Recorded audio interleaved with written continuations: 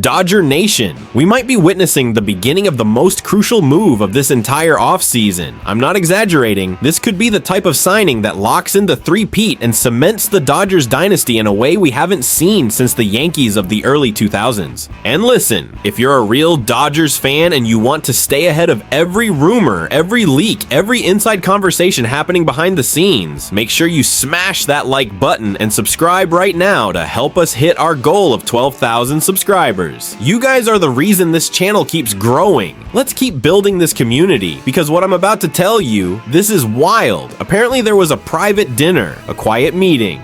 Just two superstars, one already wearing Dodger blue, and another one who might be convinced to join the dynasty. According to reports and a photo that surfaced, Yoshinobu Yamamoto sat down for dinner with the biggest Japanese free agent bat available this offseason. And during that dinner, guess what? Word is the Dodgers discussed a 4-year offer to bring this guy to LA, a 4-year deal, a superstar slugger, a player with generational power. If this happens, the league isn't ready. All right, guys, so next, you guys know we've been playing this game with the buy or sell. I'm going to sell you on the idea of Munetaka Murakami.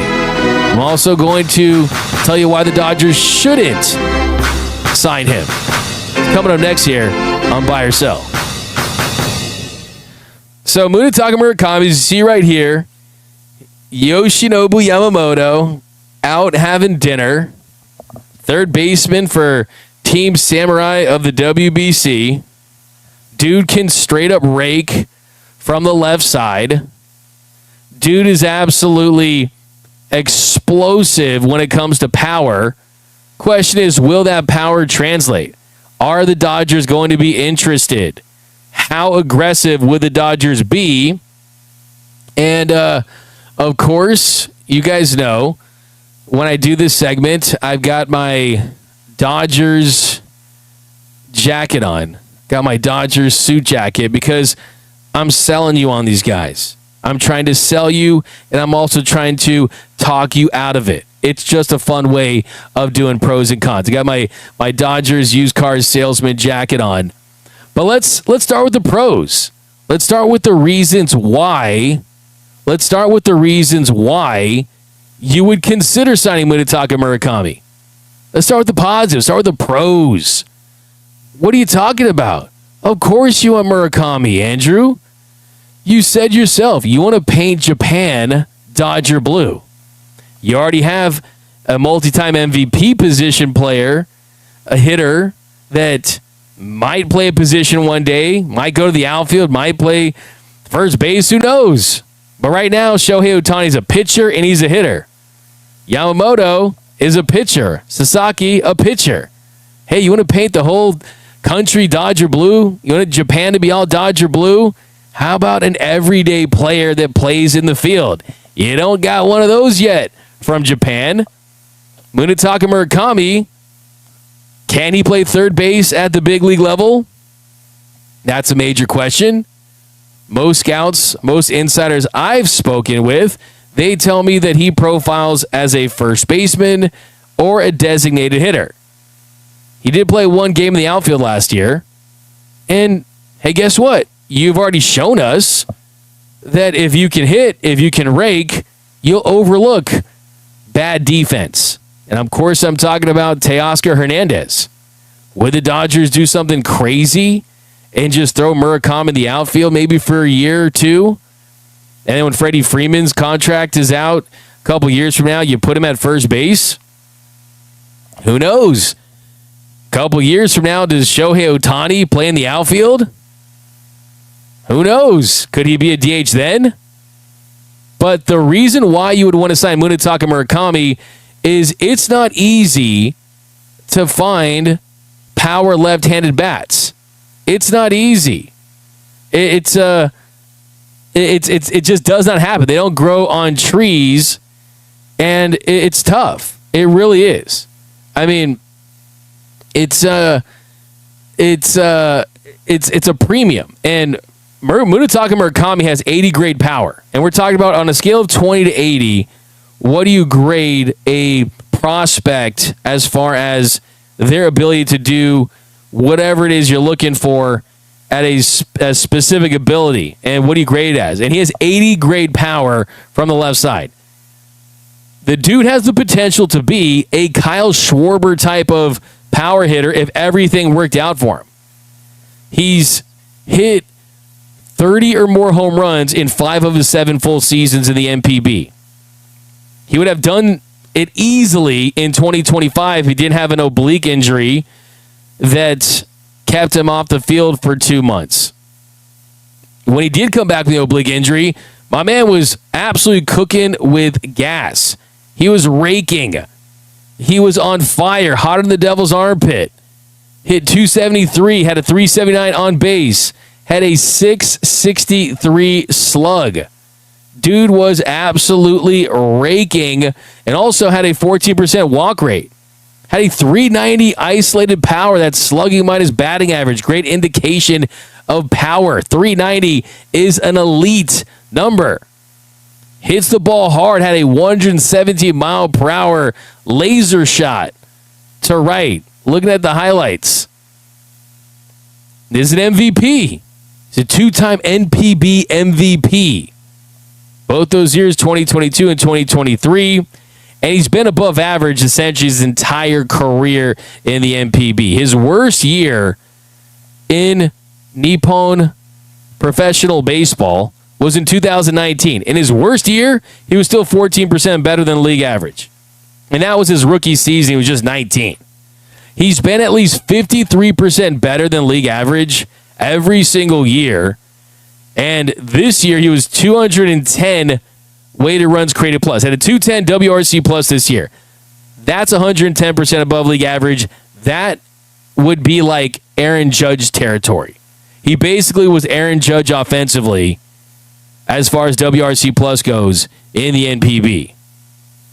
The big question, where is he going to play? The Dodgers, will they get involved? Will they talk themselves into it? You got Freddie at first, you got Ohtani at DH. Now, the one way you could fit him onto the roster would be you would trade Max Muncy and then try to have Murakami play third base. And in his first year in the show, that is a big ask. That would be rocking the boat. That would be shuffling the deck a lot. Would they do that just because of the upside?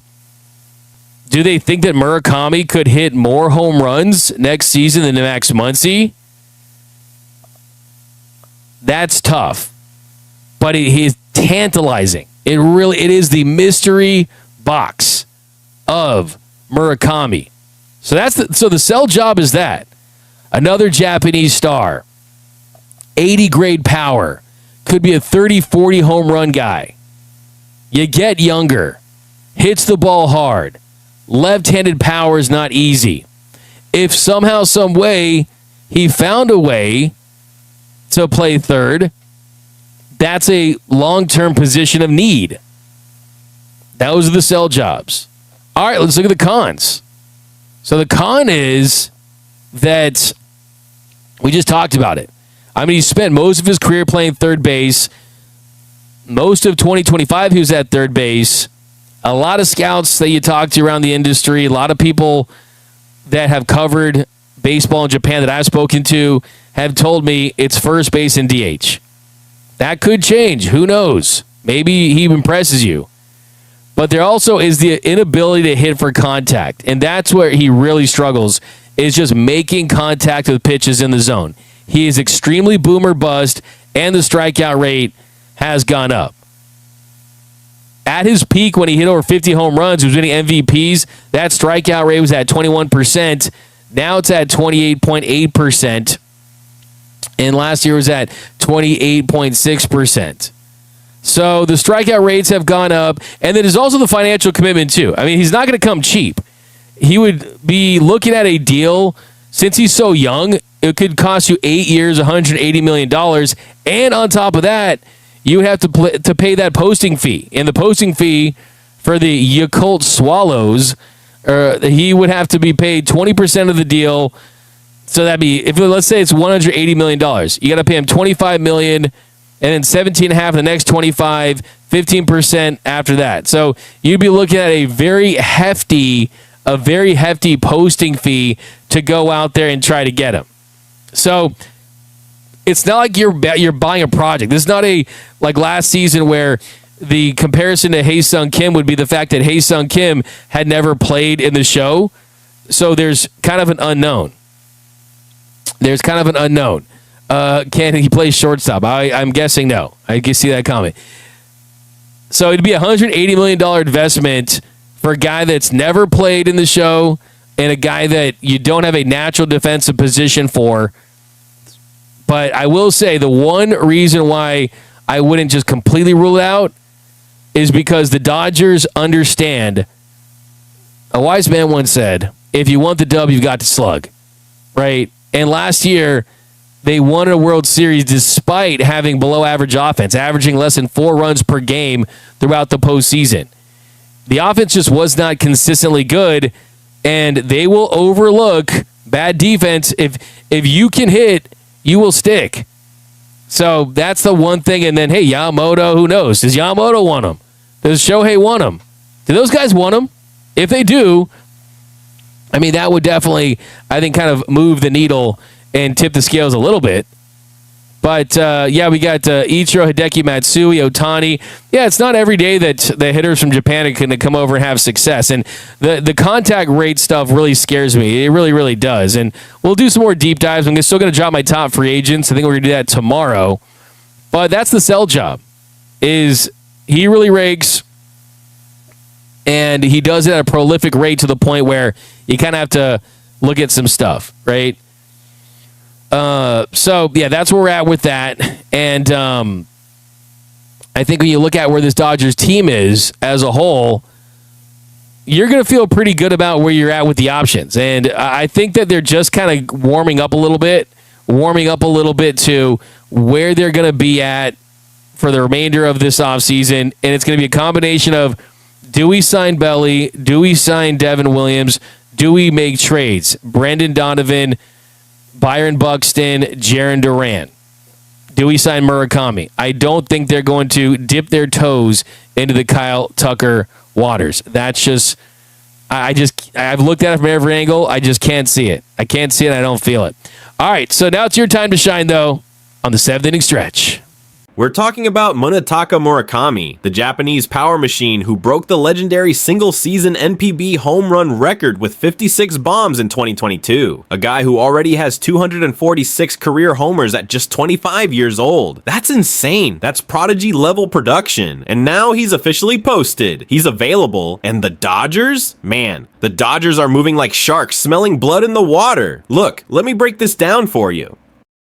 The dinner. Yamamoto and Murakami. A photo captured Yoshinobu Yamamoto having dinner with Murakami. And yes, maybe it's just 2 friends. But come on, like, we've seen this movie before. Before Ohtani signed. Yup. Private dinner. Before Yamamoto signed, same thing. Before Roki Sasaki came over, you guessed it. These guys don't just hang out. They build recruiting pipelines, and now Murakami is next in line.